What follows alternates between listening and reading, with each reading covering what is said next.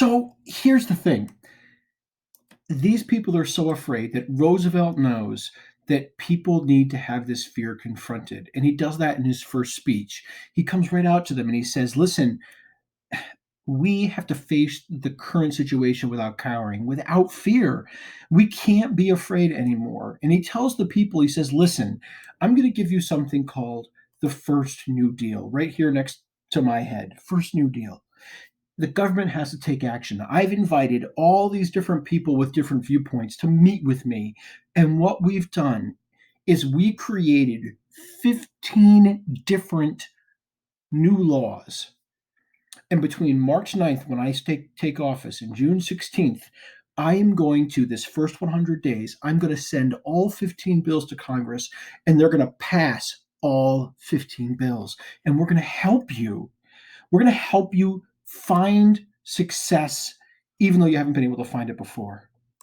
And so, what we're going to see is that Roosevelt's going to use these 15 bills to help banks save homes and farms and put money in our pockets. And so I've moved them right across the screen here from left to right in their different topics. So to help banks, Roosevelt's going to say, all right, we know that Americans are worried about banks. We got to restore their confidence. So let's pass this law called the Glass-Steagall Act.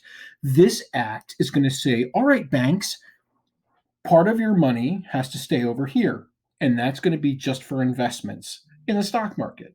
This is money you can play with. You can be risky with it. But this money is commercial money. This is the money that the regular person puts in your bank. This money you have to be very, very careful with. And above all of it, we're going to create the Federal Deposit Insurance Corporation, which says we guarantee that all of the money that people put in their savings deposits and their checking accounts, that money that you have to be careful with, that'll be there for you. And that's going to help restore some confidence for people. The same thing could be said for people that are losing their homes and their farms, people who can't pay their mortgage, which is just a loan where you borrow money from the bank. And what he's going to do is he's going to say we have to find a way to lower the interest rates for these people so they don't lose their homes. So he's going to create the Homeowners Loan Corporation and the Farm Credit Administration. The Homeowners Loan Corporation says, all right, if you had a loan for 10 years, it's going to lower the interest rate and let you pay it out over 30 years so that you can actually keep in your, number one, keep your home, but number two, actually pay your bills. He's going to do the same thing for farmers with the Farm Credit Administration. It's going to lengthen the time of the loan. It's going to decrease the amount of the interest payment. And both of these things will help people stay in their homes and on their farms. He does a lot too with kind of put money in people's pockets, and he helps a lot of different groups. He helps farmers with the Agricultural Adjustment Administration when he says, dude, I'm going to give you money to not produce food so that the supply goes down, you don't lose money, and eventually prices will rise.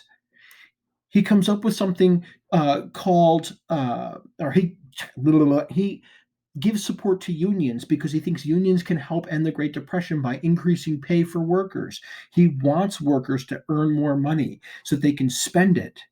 He creates the Civilian Conservation Corps. This Civilian Conservation Corps helps young men, 18 to 25, helps them go out, gives them opportunity to work outdoors under the Forestry Service, repair damage of the Dust Bowl.